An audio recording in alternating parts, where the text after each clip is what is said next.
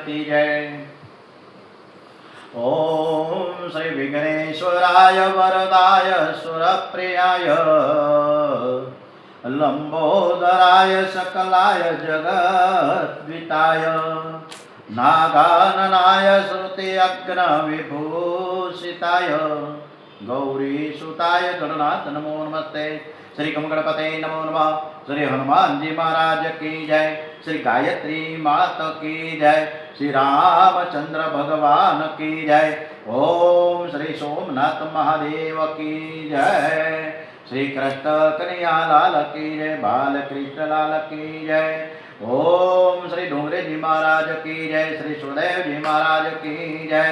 सर्वे भवन्तु सुखिनः सर्वे सन्तु निरामयाः सर्वे भद्राणि पश्यन्तु मा कश्चित् दुःखम् आप्नुयात्।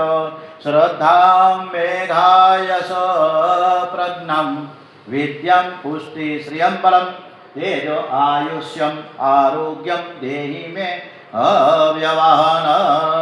સૌનું કરો કલ્યાણ હે દયાળુ પ્રભુ, સૌનું કરો કલ્યાણ। આજે 22મી તારીખ છે, એપ્રિલ મહિનો ચાલી રહ્યો છે અને વૈશાખ સુદ છઠ બુધવારના દિવસે આજે પરમ પવિત્ર આપણી શ્રીમદ ભાગવત કથા સ્કંદ 10મો નિરોધ લીલા ઉત્તરાર્ધ ડોંગરેજી મહારાજના જય જયકાર સાથે આ કથા આપણે શ્રી કૃષ્ણ ભગવાનને ખૂબ જ સરસ રીતે સંભળાવીએ એવા ભાવ સાથે। श्री भागवत भगवान जी महाराज की जय। ओम नमो भगवते वासुदेवाय। करारविंदे पदारविंदं मुखारविंदे विनिवेशयन्तं वटस्य पत्रस्य कुटेशयानं बालं मुकुन्दं मनसा स्मरामि। ओम श्री कृष्ण कन्हैयालाल की जय। बांके बिहारी महाराज की जय। परमात्मा श्री कृष्ण आनंद स्वरूप है। निराकार आनंद ए ज श्री कृष्ण रूपे प्रकट थया छे। भागवतनो एक नियम है कि चरित्र आप्या पछी उपसंहार में चरित्रनु रहस्य सिद्धांत बतावे छे। कंस मर्या पछी कंस कोण छे ते उत्तरार्धना प्रथम स्कंदना प्रथम श्लोक में बताव्युं छे। कंस जीवतो हतो त्यां सुधी व्यासजीए भागवत में तेनी राणीओना नाम नथी आप्या, पण ते मरी गयो पछी तेना नाम आप्या छे। कंसनी बे राणीओ छे, अस्थि अने प्राप्ति। अस्थि अने प्राप्तिनो पति ए कंस छे। अस्थि एटले बेंकमां आटला रूपिया जमा छे, प्राप्ति एटले आ वर्षे आटला रूपिया आववाना छे। आ सुख मने मळ्युं ने हवे आटલું सुख मारे हजी भोगववानुं छे। बधाने सुख જોઈએ છે, दुख कोईने जोतुं નથી। पण साचुं सुख क्युं एनो विचार मानव करतो નથી। ए कंसનું स्वरूप છે। नीति अनीतिથી केवल पैसा ज कमावाना एवो जे विचार करे છે તે कंस છે। पैसाથી काई सुख મળે? पण कदाच क्यांक थोड़ुंक सुख मळी पण जाय, पण मनमा शांति मळती નથી। अनेक प्रकारनी पणोजळ लईने आपणे बधाय आटा मारीए हवारथी लईने हांज सुधी। કેટલા બધા ધજાગરા વેઠીએ છીએ, એટલા બધા કષ્ટ કરીએ છીએ, ત્યારે આપણને એમ થાય કે હું મારા ઘરનું, મારા પરિવારનું, મારા છોકરાઓનું બધાનું ભરણ પોષણ હું કરું છું। પણ હમણાં જ મહાભારતના પર્વમાં આવ્યા કૃષ્ણ ભગવાન કે ભાઈ તારું અક્ષય પાત્ર બતાવી દ્રૌપદીને કહે છે। अक्षय पात्र में मायाथी ऊभું करेલું ભાજીનું પાંદડું उत्पन्न કર્યું અને મોઢામાં મૂક્યું તા તો 10,000 ઋષિ મુનિઓ અને સમસ્ત જગત તૃપ્ત થઈ ગયું। એટલે આપણને એમ જ છે કે મારા વગર ન ચાલે, મારા વગર ઘર હાલે જ નહીં। પણ આપણે અહીંયા કેટલાય આવી ગયા ને કેટલાય વ્યા ગયા, છતાંય હાલે છે આ સંસાર. 10મા સ્કંદના ઉત્તરાર્ધમાં જરાસંઘની કથા આવે છે. કંસ મર્યા પછી કંસની 2 રાણીઓ પિયર ગઈ. એમણે પિતા જરાસંઘને વાત કરી. જરાસંઘે કૃષ્ણ સાથે વેર કર્યું છે. જરાસંઘ 23 અક્ષોણી સેના ભેગી કરીને મથુરામાં યુદ્ધ કરવા આવ્યો છે. પ્રભુએ બલરામજીને કહ્યું કે મોટા ભાઈ જરાસંઘને મારશો નહીં. શ્રી કૃષ્ણના કહેવાથી બલરામજીએ જરાસંઘને માર્યો નથી, પણ એની સેનાનો વિનાશ કર્યો. જરાસંઘ ઘરે ગયો અને ફરી અક્ષોણી સેના લઈને યુદ્ધ કરવા આવ્યો. જરાસંઘ આ રીતે 17 વખત લડવા આવ્યો અને કૃષ્ણ અને બલરામજીએ 17 વખત એની સેનાનો વિનાશ કર્યો. 18મી વાર તે કાળ યવનની સાથે મૈત્રી કરીને આવ્યો છે. શ્રી કૃષ્ણે નિશ્ચય કર્યો કે હવે હું મથુરામાં રહેવું નથી, હવે આનર્ત દેશમાં શાંતિથી રહીશ. બલરામજીનું લગ્ન રેવતીની દીકરી સાથે થયું. ત્યારે આનર્ત અને ઓખા મંડળનું રાજ્ય બલરામજીને દાયજામાં મળ્યું છે. બલરામજીની સાથે પ્રભુએ પણ ત્યાં રહેવાનું નક્કી કર્યું છે. આનર્ત દેશ એટલે કે હાલનું ઓખા મંડળ પ્રભુએ વિશ્વકર્માને બોલાવીને સમુદ્રની મધ્યમાં એક નગરી બનાવવાની આજ્ઞા કરી છે. દેવોએ પોતાની બધી જ સંપત્તિ શ્રી કૃષ્ણને અર્પણ કરી સમુદ્રમાં સુવર્ણ નગરી બનાવી, મોટા મોટા વાડાઓ બનાવ્યા અને આ વાડાઓની અંદર યાદવો બહાર ન નીકળી શકે. ભૂલા પડી ગયા, ભૂલૈયા જો યાદવો એકબીજાને પૂછવા લાગ્યા કે આ દ્વાર ક્યાં છે, આ દ્વાર ક્યાં છે. એથી એનું નામ પડ્યું છે દ્વારિકા. દ્વારિકા પડ્યું. દ્વારિકા બ્રહ્મ વિદ્યાપુરી છે. સમુદ્રમાં રહેલી દ્વારિકા તે બ્રહ્મ વિદ્યાનું સ્વરૂપ છે. દ્વાર એટલે દરવાજો. ક શબ્દનો અર્થ બ્રહ્મ પરમાત્મા. દ્વારિકમ બ્રહ્મ યસ્યામ સા દ્વારકા. જ્યાં પ્રત્યેક દ્વારે પરમાત્મા છે એવી નગરી છે, એનું નામ છે દ્વારિકા. કથા સાંભળવાથી પાપ ભળે છે. કથા આપણને બધાને માર્ગદર્શન પણ આપે છે. કથામાંથી ભગવત ભક્તિ કે નામ જપનો કે ક્યાંક ત્યાગ કરવાનો નિયમ લ્યો. દરેક મનુષ્ય જીવનમાં 2 નિયમ અવશ્ય લેવા જોઈએ.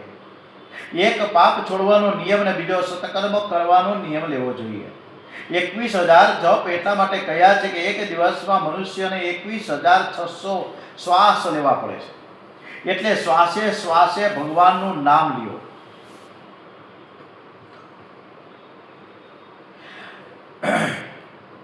એક વાણિયાએ કથા સાંભળી એટલે મહારાજને કહે છે કે તારે કોઈ, મહારાજની વાણિયાને કહે કે ભાઈ તારે કોઈક નિયમ તો લેવો જોઈએ.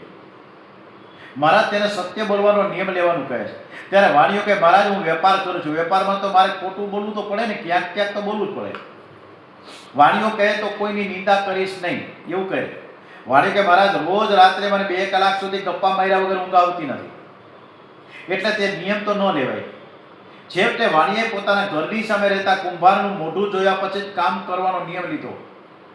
વાણિયાએ તો રોજ આ નિયમ લેવા ખાતર લીધો. શરૂમાં તો વાણિયો રોજ આ નિયમનું પાલન કરે છે. તે રોજ સવારે ઉઠીને પોતાના ઘરની સામે રહેતા કુંભારનું મોઢું જોઈને પછી જ પોતાનું કાર્ય શરૂ કરે છે.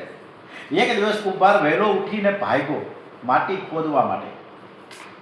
વાણિયો ઉઠે છે ત્યારે કુંભાર જતો રહ્યો હતો. ઘરમાં સામેના ઘરમાં મળે નહીં એટલે કુંભારના દર્શન થાય નહીં. વાણિયો તો નિયમ પ્રમાણે કુંભારના દર્શન કરવા માટે એને શોધતો એક ખાડ નજીક આવ્યો જ્યાંથી કુંભાર રોજ માટી ખોદે છે. એ દિવસે કુંભારને માટીમાંથી સોના મોહરો ભરેલા ચરુ મળી આવ્યા. કુંભાર ચરુ કાઢે છે અને એ જ સમયે તે વાણિયો તેના મોઢાના દર્શન કરવા આવી પહોંચે અને એનું મોઢું જોઈને વાણિયો કે મેં જોઈ લીધો. કુંભારની નજર વાણિયા ઉપર પડતા તેને જ થઈ કે વાણિયાએ આ ચરુ જોઈ લીધો. હવે વાણિયો એમ કહે છે કે કુંભારને મેં જોઈ લીધો અને કુંભાર એમ સમજે છે કે આ મને જોઈ ગયો આ ચરુ કાઢતા. એટલે હવે આ ચરુની વાત જો રાજાને કહી દેશે તો આપણામાંથી હાવ જાય. એટલે કુંભારે વાણિયાને બોલાવીને કીધું ભાઈ આ ચરુમાં જેટલો માલ પડ્યો છે ને અંદર સોના મોર દાગીના એ આપણે અડધા કરીએ, અડધા તારા ને અડધા મારા. વાણિયો વિચાર કરે કે માત્ર સાધારણ કુંભારનું મોઢું જોયું અને એવો નિયમ રાખ્યો કે મારે રોજ એના ઘર એનું મોઢું જોવું. ત્યાં મારા ઘેરે લક્ષ્મીજી પધાર્યા તો ભગવાનના દર્શન કરવાનો નિયમ લીધો તો મને કેવડો મોટો ફાયદો થાય. હવે યાદવોને દ્વારિકામાં મૂકી શ્રી કૃષ્ણ કાળ યવનની સાથે યુદ્ધ કરવા ગયા. કાળ યવનને બ્રહ્માજીનું વરદાન હતું કે યદુકુળમાં જેનો જન્મ થયો હોય વાત એ કોઈને મારી શકશે નહીં. પ્રભુએ બ્રહ્માજીનું વરદાન સફળ કર્યું. યુદ્ધમાં કાળ યવનની જીત થઈ અને શ્રી કૃષ્ણની હાર થઈ. પણ પ્રભુએ લીલા કરી જો એવો રણ છોડીને નાઠા. કાળ યવન એમની પાછળ પડ્યો અને પ્રભુને કહેવા લાગ્યો કે તને તો લોકો વીર માને છે ને, પણ મને તો લાગે છે કે તું બીકણ છે. રણ છોડીને જઈશ. અને કાળ યવન પાછળ દોડ્યો અને રણછોડ હે રણછોડ હે રણછોડ હે રણછોડ કરતા કરતા એની પાછળ દોડે છે. બોલીએ શ્રી રણછોડરાયજી મહારાજ કી જય. ત્યારથી નામ પડ્યું છે ભગવાનનું રણછોડરાયજી મહારાજ. શ્રી કૃષ્ણ ગિરનાર પર્વત પર મુચકુંદ ઋષિની ગુફામાં પ્રવેશા. રાજશ્રી મુચકુંદ સુતેલા છે. શ્રી કૃષ્ણે તેના પર પિતાંબર ઓઢાડી દીધું. કાળ યવન શ્રી કૃષ્ણની પાછળ પાછળ ગુફામાં પ્રવેશો. એણે ગુફામાં સુતેલા મુચકુંદ રાજશ્રીને શ્રી કૃષ્ણ સમજીને લાત મારી. મુચકુંદ રાજાએ નેત્રો ખોલ્યા. મુચકુંદ રાજાને દેવોનું વરદાન છે કે જે નિદ્રામાં જે ભંગ કરે તેની ઉપર મુચકુંદ ઋષિની નજર પડતા જે મળીને ભસ્મ થઈ જાય. મુચકુંદ ઋષિની દ્રષ્ટિ કાળ યવન ઉપર પડી અને પડીને ભસ્મ થઈ ગયો. પછી તો મુચકુંદ ઋષિને દ્વારિકાનાથના દર્શન થયા.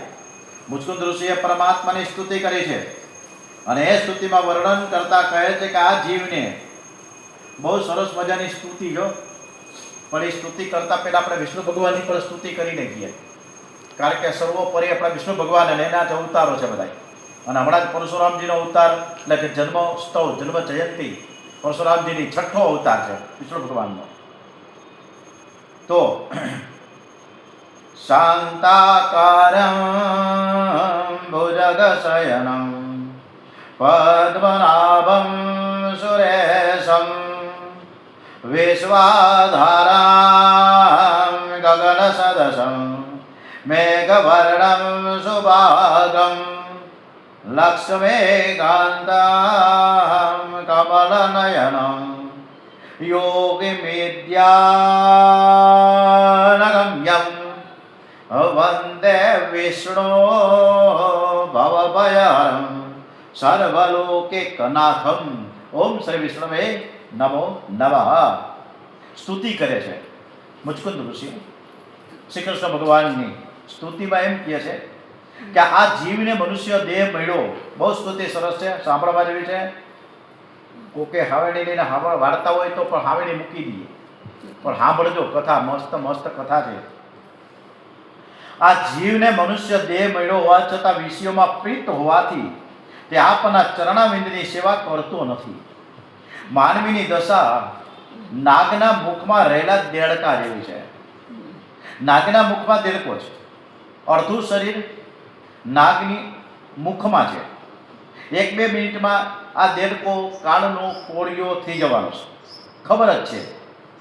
અને આવા સમયે દેડકા પાસે ઉડતી ઉડતી એક માખી આવી અને આ માખી ખાવાનો દેડકાએ પ્રયત્ન કરે છે અને જીભ લાંબી કરે છે પકડવા હાટું થઈ. મનુષ્ય પણ પોતાના મરવાનો વિચાર કરતો નથી. રોજ મરવાની તૈયારી કરવી જોઈએ. જ્યારે બહાર ગામ જવું હોય તો 2-3 દિવસ અગાઉથી તેની તૈયારી કરે છે. કેટલીક તો વળી 2-4 મહિનાથી તૈયારી કરે છે. પણ માનવ જીવનમાં આ માણસ આપણે બધા આપણા જીવનમાં મરવાની તૈયારી કરતા નથી. એ અંતકાળમાં બહુ પસ્તાય છે. સુખદેવજી મહારાજ વર્ણન કરે છે કે 50 વર્ષ પૂરા થયા એટલે સમજવું કે માણસનું અડધું શરીર કાળના મુખમાં ગયું છે અને ફક્ત મોઢું જ બહાર છે, છતાં તેને ભક્તિની પ્રેરણા થતી નથી અને તે વિષયોમાં રીચો પૈચો રહે છે. મુચકુંદ કહે છે, મને ગર્ગાચાર્યજીનો સત્સંગ થયો છે. આજે આપના દર્શન કરી કૃતાર્થ થયો છું. નાથ, મારા ઉપર એવી કૃપા કરો કે સંસારના જળ પદાર્થમાં મારું મન ન જાય. મને અનન્ય ભક્તિ આપો. દ્વાપર યુગના રાજા મુચકુંદ તે કલયુગના નરસિંહ મહેતા, જે મુચકુંદ ઋષિ છે એ જ નરસિંહ મહેતા થયા. એ જુનાગઢમાં હતા. દામોદરના કાંઠે જ મુચકુંદ ઋષિની આજે આજની તારીખમાં પણ સરસ મજાના મહાદેવ છે, મુચકુંદ મહાદેવ. બાજુમાં જ રેવતી નદી, રેવતીનું કુંડ છે. રેવતીના કુંડની બાજુમાં જ દામોદર કુંડ છે અને એ દામોદર કુંડમાંથી ઉપરથી જે પાણી આવે ગિરનારના પર્વતમાંથી ખૂબ સરસ મજાની અદ્ભુત દ્રશ્ય સર્જાઈ જાય. આ નરસિંહ મહેતા દામોદર કુંડમાં રોજ નાહી અને પછી ઇન્દ્રેશ્વર જાય અને તે મહાદેવના દર્શન કરે. વિદર્ભ નગરી કે જેને આજે લોકો અમરાવતી કહે છે, એમાં ભીષ્મક નામે રાજા રાજ્ય કરતા હતા. એને 5 પુત્ર અને 1 કન્યા. રાજાના મોટા પુત્રનું નામ રૂક્મી અને કન્યાનું નામ છે રૂકમણી. હવે તો સરસ મજાનો પ્રસંગ છે રૂકમણીજી વિવાહ. આટલા બધા કૃષ્ણ ભગવાને લગ્ન કર્યા 16,108. એમાંથી વધારે વિવાહ પ્રસંગ સરસમાં સરસ કયો હોય ભાગવતજીમાં પ્રસંગને ઉલ્લેખ તો એ રૂક્ષ્મણી વિવાહ છે. રૂકમણીજી સાક્ષાત લક્ષ્મીજી રૂપે પ્રગટ થયા હતા. રૂકમણીની માતાનું નામ શુદ્ધમતી. જ્યાં શુદ્ધ બુદ્ધિ હોય ત્યાં મહાલક્ષ્મી આવે છે. રૂકમણીજીના પિતાની એવો આ ઈચ્છા છે કે હું મારી કન્યા કૃષ્ણને અર્પણ કરું, પણ તેનો મોટો દીકરો રૂકમીનો એવો આગ્રહ છે કે મારી બહેનના લગ્ન હું ગોપાળ સાથે ગોવાળિયા સાથે નહીં કરું, પણ શિશુપાલ સાથે જ કરાવીશ. શિશુપાલ એટલે નાના બાળકોનું પાલન કરવામાં જેનો સમય અને સંપત્તિનો નાશ કરે છે તે શિશુપાલ એટલે અતિકામી જીવ. રૂકમણીને જ્યારે ખબર પડી કે મારો ભાઈ જબરજસ્તીથી મારા લગ્ન શિશુપાલની સાથે કરવા માંગે છે ત્યારે તેને ખૂબ જ દુઃખ થયું. રૂકમણીજીએ શિશુપાલને જાન લઈને આવવા માટે આમંત્રણ આપ્યું ત્યારે તે આનંદથી પાગલ જેવો થઈ ગયો. શિશુપાલ કામી હતો એનો પુરાવો ભાગવતમાં મળે છે.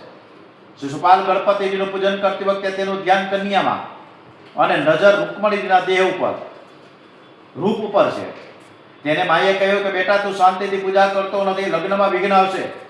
જે માણસ શાંતિથી પૂજા કરતો નથી, પૂજામાં ધ્યાન આપતો નથી, એના કાર્યમાં વિઘ્ન આવે છે, એને પૂજાનું ફળ મળતું નથી. શિશુપાલ મૂર્ખ છે, એને મહાલક્ષ્મી મળે નહીં. તે તો નિષ્કામ શ્રી કૃષ્ણના ચરણમાં જ જાય. શિશુપાલ જાન લઈને જાય છે, રસ્તામાં અપશુકન થયા છે. રૂકમણીને શિશુપાલ સાથે લગ્ન કરવાનું ઠીક લાગતું નથી, એમને તો પરમાત્મા સાથે જ પરણવું છે. અંતઃપુરમાં એક સુદેવ નામનો બ્રાહ્મણ આવતો જતો. એને રૂકમણી કહે કે મહારાજ મારું એક કામ કરશો, મારી ઈચ્છા શ્રી કૃષ્ણની સાથે લગ્ન કરવાની છે. મેં 7 શ્લોકનો રૂકમણીજી એક પત્ર લખ્યો છે. એ પત્ર આજની તારીખમાં મારી પાસે છે અત્યારે, બરાબર, અત્યારે આ બુકમાં નથી રાખ્યો, પણ એ 7 શ્લોક રૂકમણીજીનું મંદિર પણ ત્યાં છે દ્વારિકામાં. તો 7 શ્લોકનો એક મંત્ર છે અને એ 7 શ્લોકના મંત્ર પહેલો જે પત્ર આ જગતમાં લખાણો હોય ભગવાનને ઉદ્દેશી, જેને આપણે પ્રેમ પત્ર ન કહી શકાય, પરંતુ રૂકમણીજી છે એ મહાલક્ષ્મી અને નારાયણને વરવા માટે એને પત્ર લખ્યો છે કે સુદેવ બ્રાહ્મણને બોલાવ્યા. બ્રાહ્મણને જ બોલાવ્યા, બીજા કોઈને સૈનિકને ન બોલાવ્યા, બ્રાહ્મણને, કે બ્રાહ્મણ જ સારું કામ કરે. ભૂદેવ છે ને એ બ્રહ્માજીના મુખમાંથી પ્રકટ થયા છે.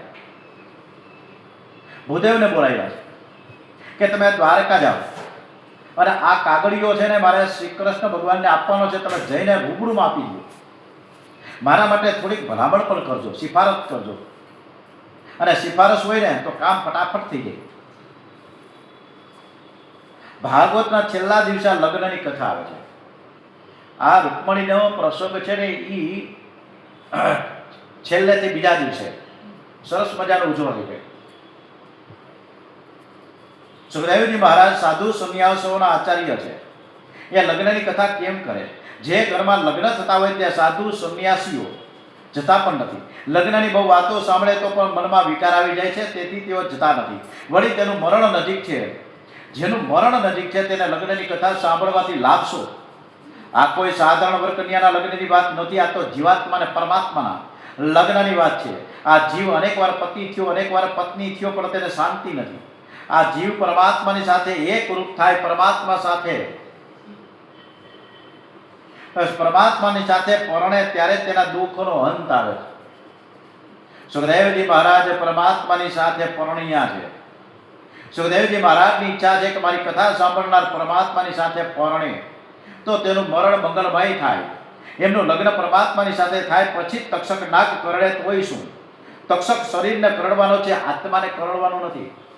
રૂકમણીજીએ શ્રી કૃષ્ણને પત્રમાં કામી પુરુષોની નિંદા કરતા લખ્યું છે કે હું નિષ્કામ છું, મારા મનમાં કોઈ વિકાર વાસના નથી, આજના કામી રાજાઓ તો શિયાળા જેવા હોય છે, મને કામી પુરુષોનું નામ લેવું ગમતું નથી, સામાન્ય કન્યા હોય તો તે આવું ન કહી શકે. રૂકમણીજી નિષ્કામ છે, કૃષ્ણ નિર્વિકાર છે, આ મિલન નિષ્કામ નિર્વિકારનું છે.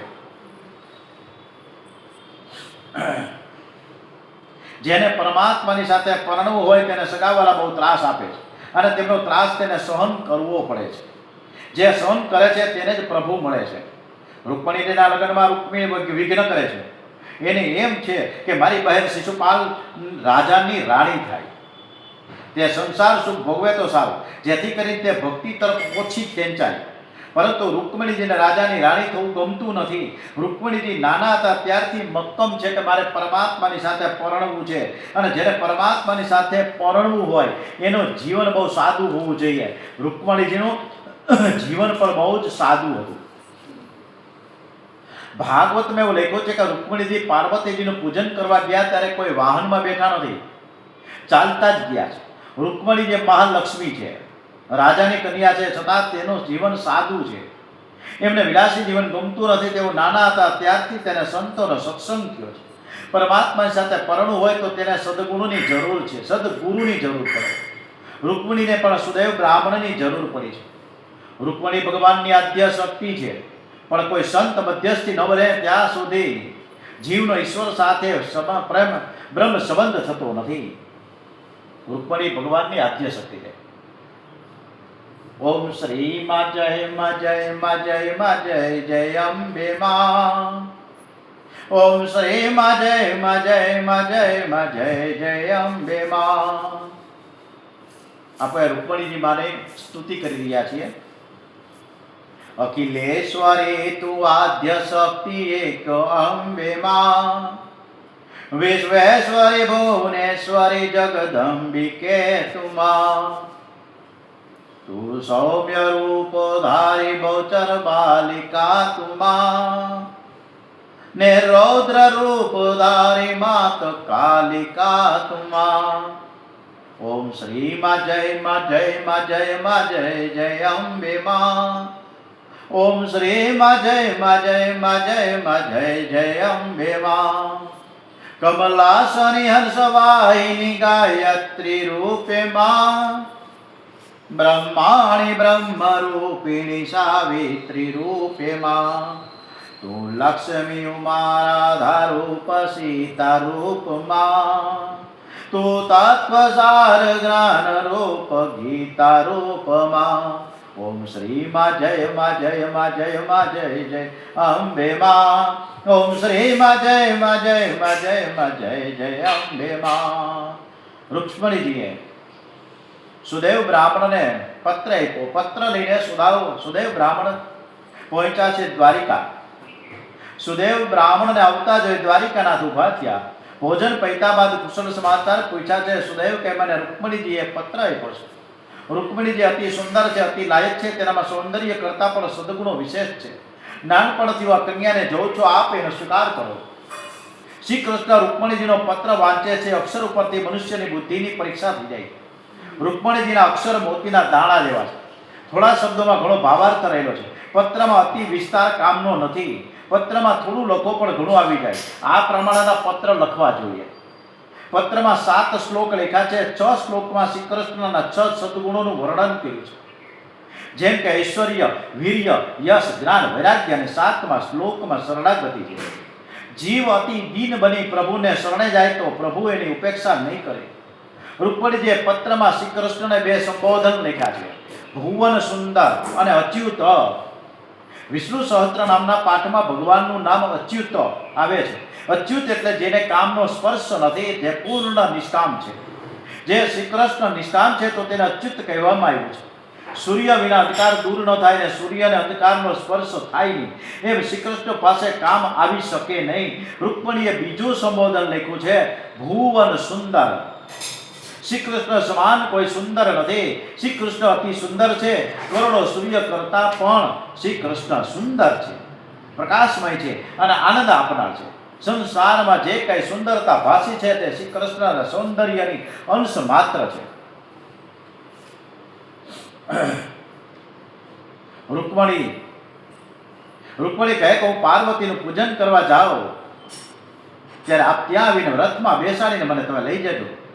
કાગળમાં લખ્યું છે કે હું પાર્વતી માની પૂજા કરવા જઈશ, ત્યારે તમે રથને મારી મૂકજો અને મંદિર પાસે આવીને ઊભો રાખી દેજો. હું દોડીને ચડી જઈશ. મને વિશ્વાસ છે કે આપ દાસીનું રહસ્ય સ્વીકાર કરજો. કદાચ મારા અલ્પ પુણ્યને કારણે નહીં, તમે મારો આ જન્મમાં સ્વીકાર ન કરો તો હું આપને મેળવવા બીજો જન્મ લઈશ. 100 જન્મ 1000 જન્મ લઈશ, પણ વરીશ તો તમને જ, બીજા કોઈ પુરુષને અડકીશ પણ નહીં. મારે તો નિષ્કામ પરમાત્મા સાથે જ પરણવું છે. અંતે પત્રમાં રૂકમણીએ પોતાનો દ્રઢ નિશ્ચય જણાવ્યો છે કે ભલે મારા સેંકડો જન્મ કેમ લેવા ન પડે, પરંતુ વરીશ તો તમને. આવો દ્રઢ નિશ્ચય હોય તો પરમાત્મા કેમ ના મળે. પ્રભુ પત્ર વાંચીને ખૂબ જ આનંદ થયા છે. શ્રી કૃષ્ણ કેવા સરળ છે, સ્પષ્ટ કહી દીધું હું કન્યાને જાણું છું અને વખાણ મેં સાંભળ્યા છે. મારી ઈચ્છા પણ એ કન્યા સાથે લગ્ન કરવાની છે. જ્યારથી મેં સાંભળ્યું કે આ કન્યાના લગ્ન શિશુપાલની સાથે થવાના છે, ત્યારથી મારી ભૂખ અને ઊંઘ ઉડી ગયા છે. જેના મનમાં હોય એવું બોલો, જેવું મનમાં હોય એવું તમે બોલો. મન, વાણી અને ક્રિયામાં એક બનો. આવી વ્યક્તિ શ્રી કૃષ્ણને ગમે છે. પરમાત્માએ દારૂક સારથીને બોલાવી રથ તૈયાર કરેલો. સુદેવ બ્રાહ્મણને પણ રથમાં સાથે લીધા અને ભૂદેવને વંદન કર્યા અને ગણપતિ મહારાજનું સ્મરણ કર્યું. ઓમ હરિ ઓમ ગણાનંદા ગણપતિ ગુણવામહે, પ્રિયાનંદા પ્રિયપતિ ગુણવામહે, નિધિનંદા નિધિપતિ ગુણવામહે. વસો મમ આહમ જાની ગર્ભધમા તમ જાસી ગર્ભધામા. ઓમ શ્રી ગમ ગણપતિ નમો નમઃ. શ્રી ગમ ગણપતિ નમો નમઃ. શ્રી કૃષ્ણ ભગવાને એક જ રાતમાં વિદર્ભ નગરીમાં પ્રવેશ કર્યો. વિદર્ભના લોકો દ્વારિકાનાથ શ્રી કૃષ્ણના દર્શન કરે છે. બધા કહે છે કે રૂકમણીની માટે આ લાયક તો આ વર જ છે. આ બંને લક્ષ્મી નારાયણ જેવા દેખાય છે. અને આવતીકાલે સરસ મજાની રૂકમણીજીની સાથે ભગવાનના વિવાહ કેવી રીતે થશે, આ બધી કથા ખૂબ સરસ મજાની અદ્ભુત આવતીકાલે કરીશું. ઓમ શ્રી કૃષ્ણ કનૈયાલાલ કી જય. ડોંગરેજી મહારાજ કી જય. શ્રી સુખદેવજી મહારાજ કી જય. ઓમ શ્રી ગમ ગણપતે નમો નમઃ. હનુમાનજી મહારાજ કી જય. ઓમ શ્રી ભારત માતા કી જય. વંદે વેદ માતરમ. ઓમ નમો ભગવતે વાસુદેવાય. ઓમ નમઃ પાર્વતી પતે. હર હર હર હર મહાદેવ. હર